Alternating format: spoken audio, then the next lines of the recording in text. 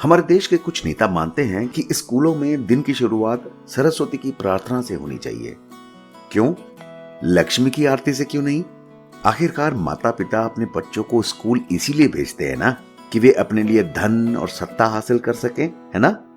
आपको नहीं लगता कि university, medical college, engineering college, management institute, कला की एकेडमीज और अन्य कॉलेजेस में सरस्वती की पूजा लक्ष्मी को हासिल करने के इरादे से ही की जा रही है?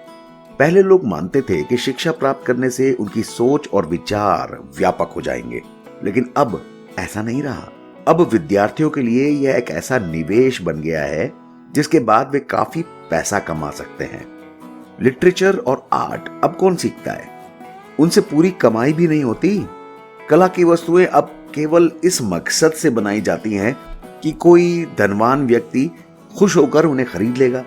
सबसे ज्यादा बोली लगाने वाले को जानकारी बेची जा रही है। लक्ष्मी एक महत्वपूर्ण देवी है, इसमें कोई शक नहीं। उनके बिना पेड़ों पर फल नहीं उग सकते, जानवर भूखे रह जाएंगे और राजा महाराजाओं की शान और सत्ता चली जाएगी।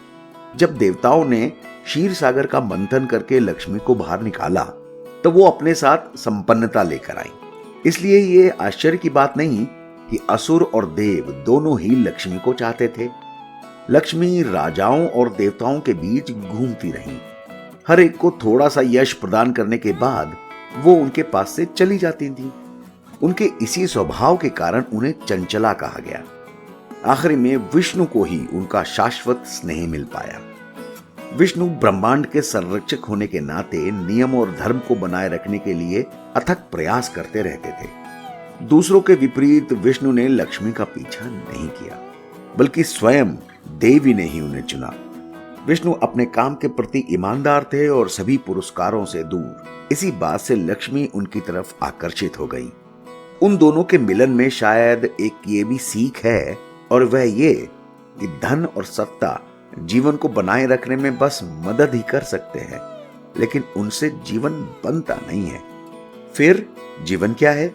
यदि धन और सत्ता जरिया है तो जीवन का उद्देश्य क्या है?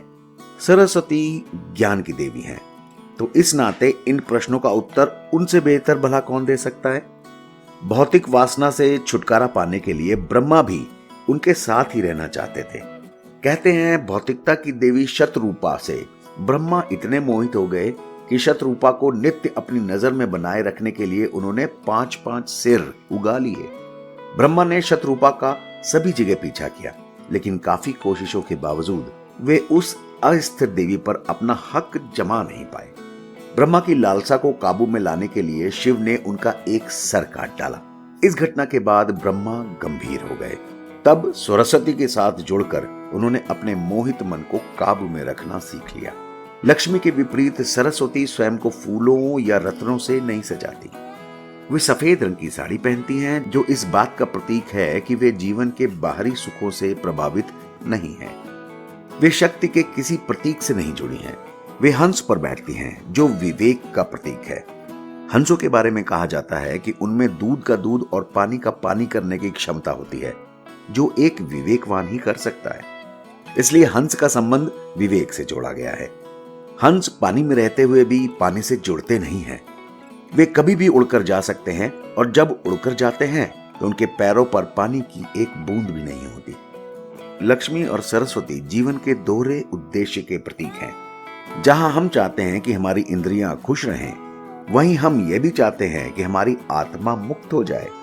इन्हें हम अहंकार को खुश करने की इच्छा और शारीरिक लालसा से ऊपर उठने की आशा भी कह सकते हैं। दोनों के बीच में समझौता जरा मुश्किल है। एक उपाय हमें आश्रम व्यवस्था से मिलता है। इस व्यवस्था के अनुसार जीवन की शुरुआत में पुरुषों ने गृहस्थ के रूप में सांसारिक सुखों का आनंद लिया। उसके बाद सन्यासी बनने के लिए उन्होंने सांसारिक जीवन त्याग दिया। तो कह सकते हैं कि हम या तो सरस्वती के हंस पर उड़ सकते हैं या लक्ष्मी के कमल पर टिके रह सकते हैं।